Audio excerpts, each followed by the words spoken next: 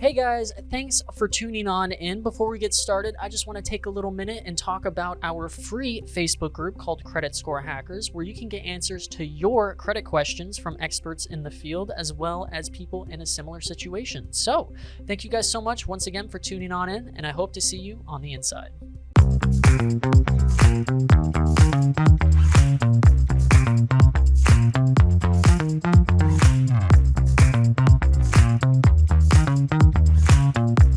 Hello and welcome back to the Credit Agent Show.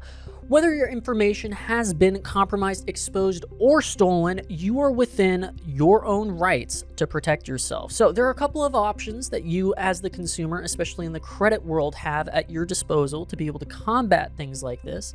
And these are things like fraud alerts, credit locks, as well as credit freezes. So each will take effect at a different rate and affect kind of your accounts differently. So some services are free while others you may have to pay for. But either way, let's take a look at some of the options you have if you believe you are a victim of identity fraud.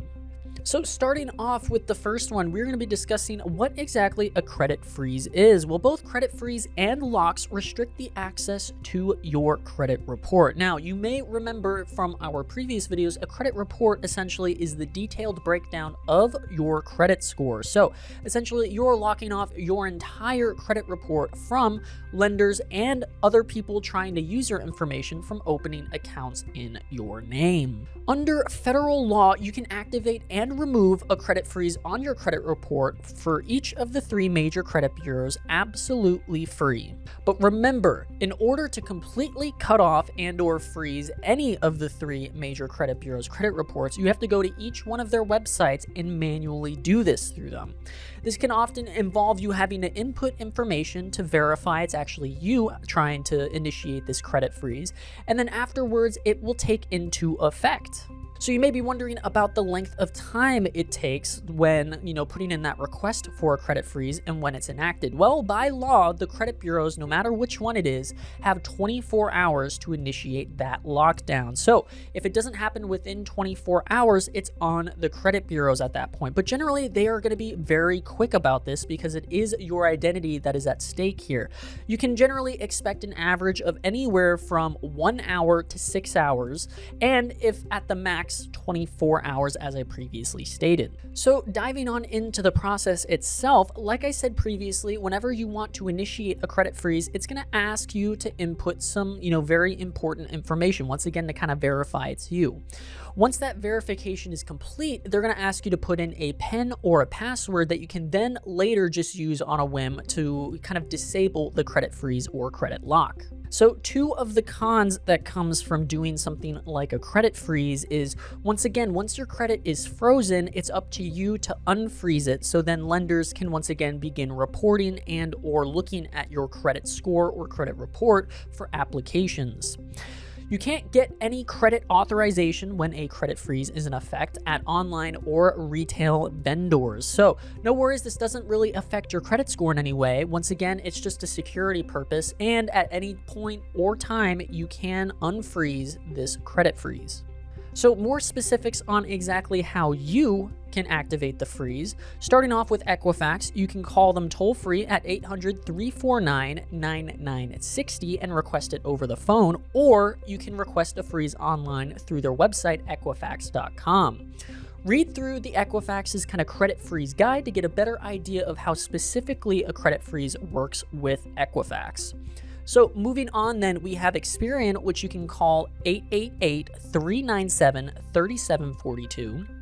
Once again, you can also go online and request the freeze, and this is going to be at Experian.com. So another thing you can do is with TransUnion. Once again, you can call through the phone, and that's going to be 888-909-8872. And once again, you can request that freeze online. So moving on, let's discuss what exactly a credit lock is. Well, a credit lock is like a credit freeze, but think of it more like a switch. You're not going to have a period of time you're waiting for it to be enacted. Instead, it is a instant request. As soon as you flip that switch, quote unquote, it activates and limits the usage and traffic to your credit report. You can switch access to your credit history by either using a mobile app that offers something like a credit lock, or you can go to a secured site for it as well. There's no waiting, once again, 24 hours for it or anything. This is a one and done, just flip the switch type of thing. It's going to instantly go into effect and is one of the fastest responses possible to secure your own data.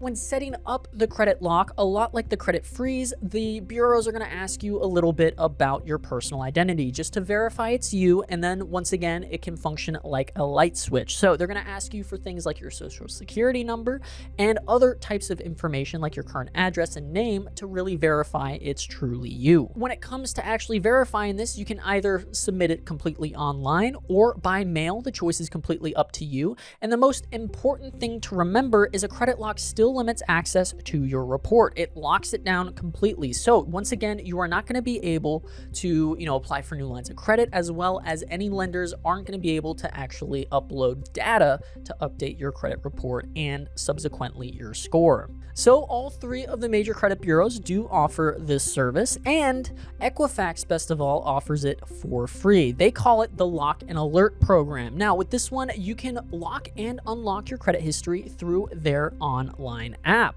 Now, Experian offers a program called Credit Lock, which is part of a larger program called Experian Credit Works Premium. And like the name implies, this one is going to be paid, and it costs $4.99 for the first month and then $24.99 after. However, there are some other perks to justify the cost.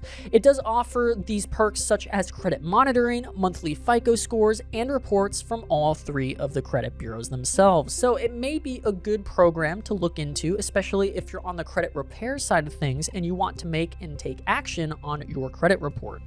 Now, last and finally, TransUnion offers a program called True Identity. Now, this one, again, is going to be free, a lot like the Equifax one, and you can lock and unlock your credit accounts on a whim.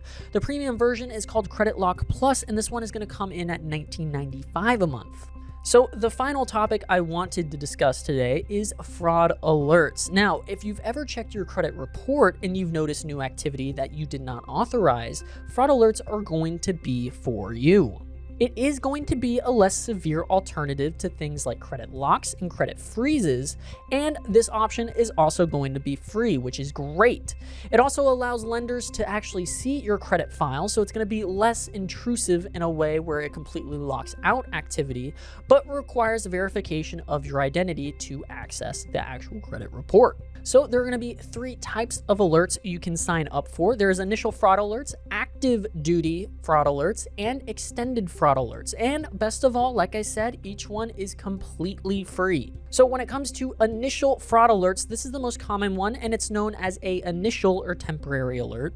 It can be set up by anyone, anytime, or even in person as well. And typically you'll want to place one on your own accounts if you suspect somebody may be using your own information. For example, if a credit card goes missing, or once again, if you kind of recognize unusual activity on your credit report, this is something that you're going to want to put in place. It's a very temporary way of kind of locking down your account and making sure while you're getting that new card that nobody is using your information to open brand new accounts. So the next one is going to be that active duty fraud alert, and it's designed and used by members of the U.S. Armed Forces, especially when they are on assignments that require them to be deployed or away from home.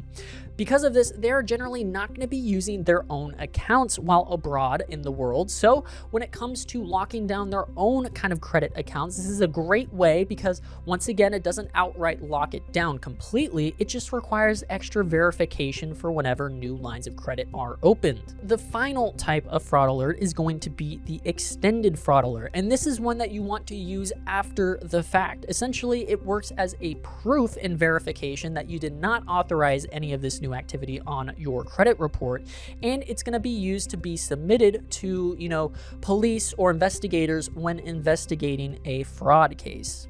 So every alert has its expiration times, but you can remove them sooner than others. So really make sure that you choose the best one for you, because when it comes down to it, you don't want to choose something like a active duty when it's going to last for a year, when maybe you only need to lock it down for a month or so. Now let's talk about when and where you should really use these credit freezes and locks. Well, if you're at the point in life where you're applying for brand new lines of credit, you're going to want to be kind of careful about using these. Once again, these are kind of made for people who already have established lines of credit and they're worried about somebody using their information to open brand new lines. The best option for you if you are just starting out would be the credit lock, because you can flip it on like a on-off switch. You don't have to wait time to submit those applications, and if you believe somebody has gotten your information in any sort of way, you can once again just kind of switch it off and then turn it back on whenever you feel more secure. Whereas a credit freeze, you're going to have to be waiting a lot longer. If you believe you are the victim of identity theft, you definitely want to go with a credit freeze. It's going to be the most secure way to lock down all of your accounts and keep yourself safe. And because it is more secure, it's going to take a little bit more time for it to actually kind of release itself. So it's very, very important to use this one if you believe somebody has already gotten your information. Lastly, if you're unsure about activity on your account, going with something like a fraud alert is the way to go, when it just requires an extra step when applying for new lines of credit. Remember, under the Fair Credit Reporting Act, you as the consumer have the right to protect your own identity, and definitely don't let anyone else tell you otherwise. It's very, very important that you utilize all three of these tools for the kind of system they were designed for. And definitely taking the first step of educating yourself is the most important. But also, if you're unable to pay for something like a credit lock, where it does kind of require those premiums, a credit freeze is kind of the end all be all when it comes down to it. Just once again, it's going to take some time for your account to be opened back up. So I just want to thank you guys so much for tuning in to this episode of the Credit Agent Show. And definitely, if you guys learned anything new or have any comments regarding credit or credit repair, be sure to put them down below and maybe we'll use them for a future video topic. My name is Michael, and once again, thank you guys for tuning in, and we hope to see you guys in the next one.